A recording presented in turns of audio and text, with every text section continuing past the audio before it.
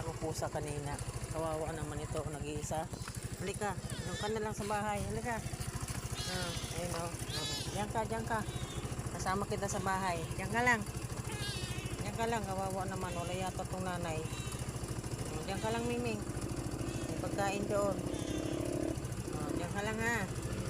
Kasama kita. Saan ko yan kanina. Dito siya sa gilid ng kalsada. Ngayon, masagasaan. Diyan ka lang ha, Miming. Yan. Kasama kita sa bahay.